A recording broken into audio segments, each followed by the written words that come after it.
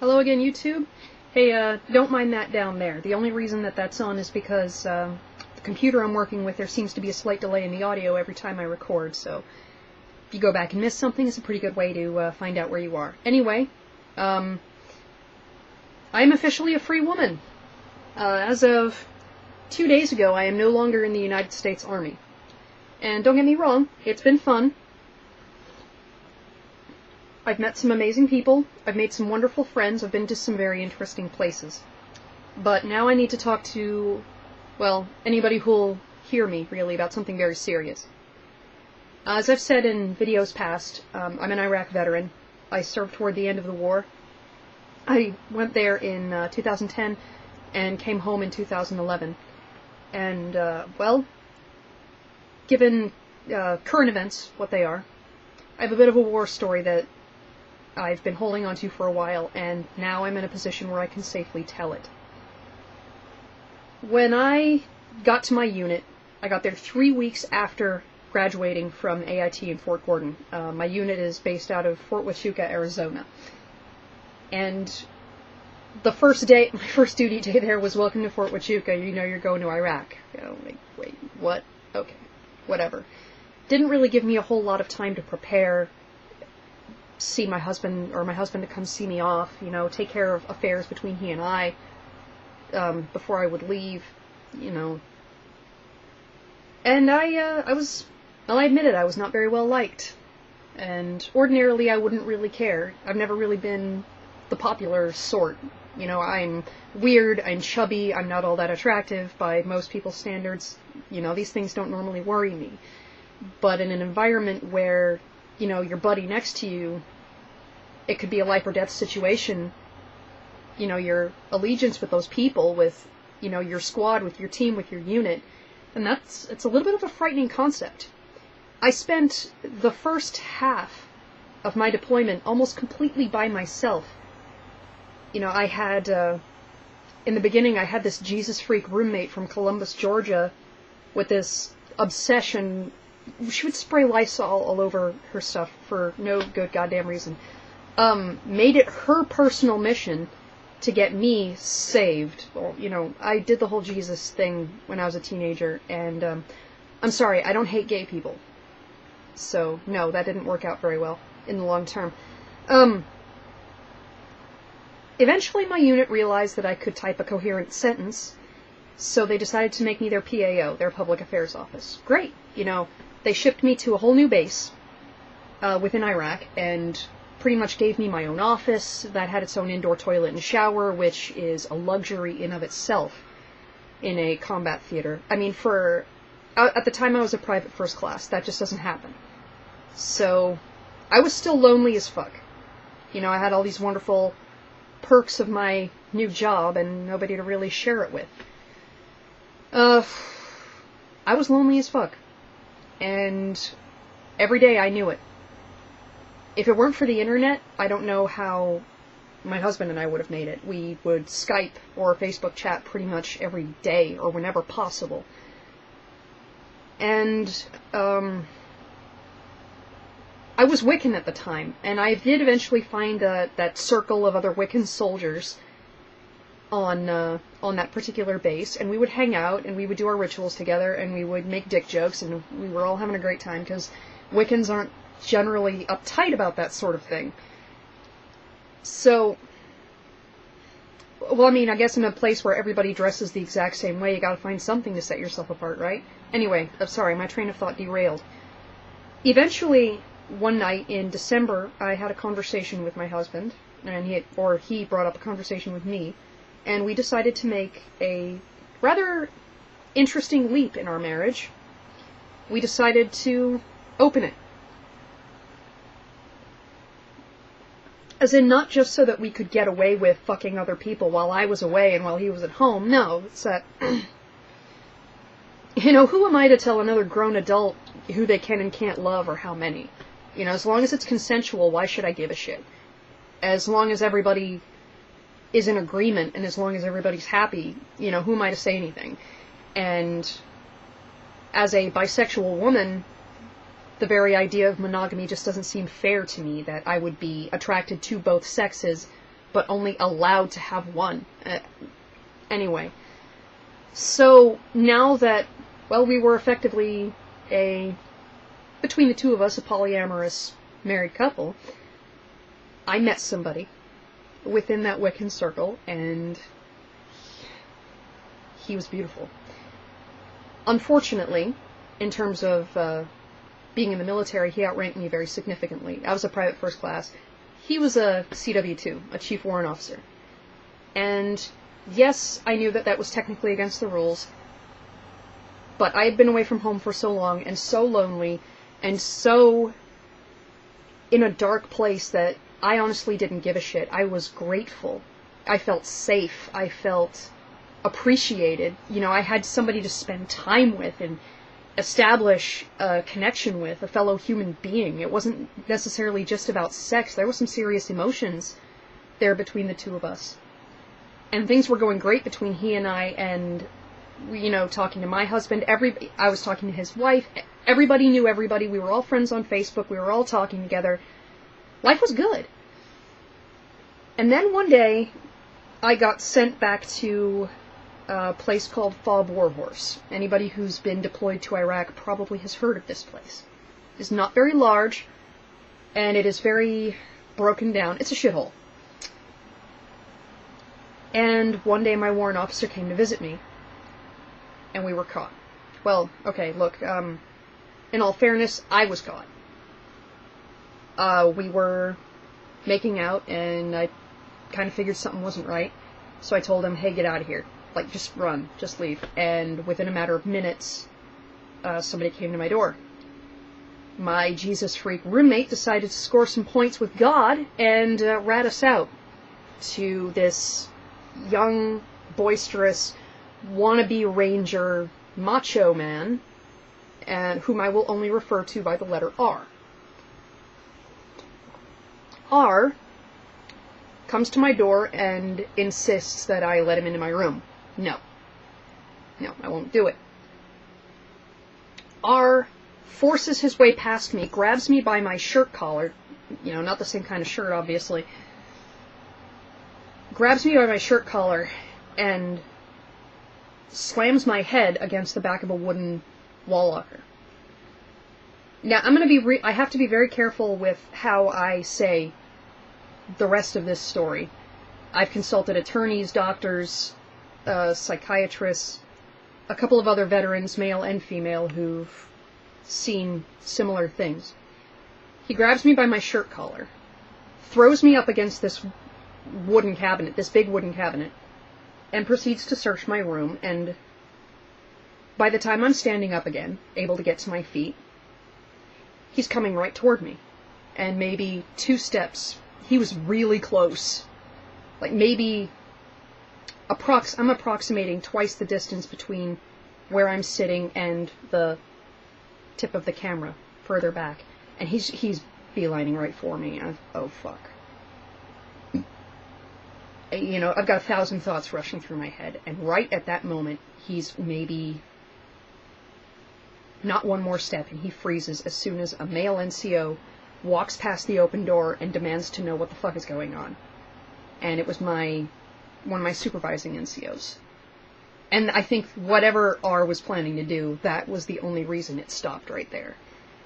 See, the reason I consulted as many professional opinions as I could reasonably get a hold of, and the reason I have to be careful how I word this next part, is because what they are telling me in their professional opinion, based on past incidences reported by soldiers downrange, that they believe that had my supervisor not walked past when he did, that R could have been about to attempt a rape, basically. You know, I've gone over this story so many times in my head that, you know, just trying to say the word used to make me want to throw up. But now it's just like, I'm done crying about this. I'm done hugging my pillow and sobbing into it. Now it's time to Now it's time to say something. So, all of this transpires. My supervising NCOs bring me into the office, lock me inside, coerce me into confessing, and then they begin processing me for disciplinary action. And for the next 2 months, but it did continue after I got home from Iraq, but for the next 2 months, R was fucking a dog off his leash. He would follow me to the MWR, the DFAC, the gym. For no good goddamn reason, he would ask me questions like what diseases the warrant officer gave me, if I was carrying his baby, and about things that he and I did together. Okay, no. First of all, I can't get pregnant. I volunteered for a little procedure before I enlisted. I had this procedure performed not long before, actually, I got married. Because I don't want kids. At least, that's the consensus between my husband and I, is we don't want children, so I did the responsible adult thing, and, nope, no babies for me. Second item. I am 32 years old, and I have had sex with a lot of people. And, a lot. I've lost count. I've probably been in more laps than a dinner napkin, but I have never, in my whole life, had a sexually transmitted disease. Not once. And I have the medical records to prove that. And third item, R is only an E4 as a specialist, not an NCO. And no fellow lower enlisted has any fucking right or business asking another fellow soldier such questions, especially when I've already told him to shut the fuck up multiple times. I'm not dealing with this. And I told my NCOs everything that had been going on, hey, he's not giving up. He really wants to know if I have herpes. It's any of his fucking business if I did. And they just brushed it aside, basically, that, given the nature of my indiscretion, I guess I should have seen this coming somehow, that, it's perfectly okay for my male cohorts to screw female officers and NCOs, but, I'm the whore of Babylon, apparently. That's a funny one, I'm going to remember that. And that their response was to just be flexible, and that is a quote. Ordinarily, I like to think I'm a pretty reasonable person. I can be quite flexible, but not to the point that I'm going to bend over. Well, not without buying me a drink first. In case you haven't noticed by now, sarcasm and humor is just a little bit of a defense mechanism. This had been going on for months. On one occasion, after my eventual Article 15 hearing, another soldier from another part of the FOB, completely different unit, came to our area of operations and sought me out in particular, and asked me if I could help him. Because he missed his wife. No. And please help me. No, I can't. Dude, fuck off. I've already gotten in enough trouble. Why are you still here? And he tells me something to the effect of, I came highly recommended by somebody in the same area of operations. Now, I have no definitive, solid proof that it was R that did this, but that having been said, I am extremely hard-pressed to think of anybody else it could have been with that much gall. And all the while this is going on, suddenly everybody and their dog is devoutly religious, telling me that, what I did went against the Bible, and that the UCMJ is apparently modeled after the Bible, which there is, to the best of my knowledge, absolutely zero historical or legal evidence of whatsoever, and that, I'm an adulterer, and that if I were one of the locals, they'd be throwing rocks at me. Excuse me, but if this is perfectly morally acceptable behavior, then fuck your Bible, fuck your God, and fuck you, all three of you, right in the eye with a baton made of broken glass. Because, all religion really is an excuse. Well, I get to do this because I'm a Christian, or I get to do that because I'm a Wiccan, or, for the sake of example, Jewish, Muslim, Scientologist, what the fuck ever. Pastafarian, Ekankar, I could name 1,000 others. Because at the end of the day, it's not what you believe that makes you who you are. It's how you act. It's how you treat your fellow human beings that defines your standing as a human being, not what, labels you attach to your ideas. I don't care if you believe in God. I don't care if you believe in Muhammad or Jesus or Krishna or L. Ron Hubbard or any of that nonsense. If you treat me like shit, I will respond in kind. And I will respond not so kindly. Essentially, the summary of my story, my unit, at least as far as I could see, saw fit to, allow sexual harassment and, as far as I can tell, an attempt at rape as an acceptable punishment for a UCMJ infraction, which I know that officially the Army isn't down with, but considering that it's such a widespread problem, I think it's one of those, we really shouldn't do this to people, but, if they're just going to be whores, then it's okay. All military women are whores, apparently. Look, if you have such a hard time with the idea of serving with female soldiers, turn in your uniform and go the fuck home. That's your problem, not mine. I'm otherwise a decent human being. My only real crime was being honest with myself and what kind of a person I am. If harassing people and trying to rape them is perfectly acceptable, how is consensually loving somebody in any way wrong? I don't understand. That doesn't make any sense. The day of my Article 15 hearing, I told my supervisors to leave the room, and I looked my CO right in the eyes, and I told him that everything R had done up until that point. First of all, he lied on his sworn statement, which was glaringly fucking obvious. And I told him about the name calling, asking me about diseases and the babies and following and X, Y, and Z. And a copy of a memorandum written by our brigade commander that says that when unacceptable behavior is reported, in particular sexual harassment, that a commanding officer, when they act on it, and they are ordered to act on it, will follow up with the person making the complaint, addressing the issue, and will keep in touch. That never happened. Okay? I looked him dead in the eyes and I told him everything. And absolutely nothing was done. And my Article 15 was 2 weeks of pulling weeds and 6 months probation. I didn't even lose any rank. Fraternizing normally gets you kicked out of the Army, but that's not where I have a problem. My problem is that I am not going to sit here and be another fucking statistic. I'm a human being. I served my country. I went to a war zone, a war I never agreed with, by the way, but, hey, when you're wearing the uniform, you don't have much say in the matter. And I don't care what kind of unit you came from previously or what kind of unit you're in now.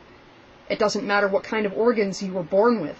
The person next to you wearing the same uniform and the same flag and carrying the same weapon you are.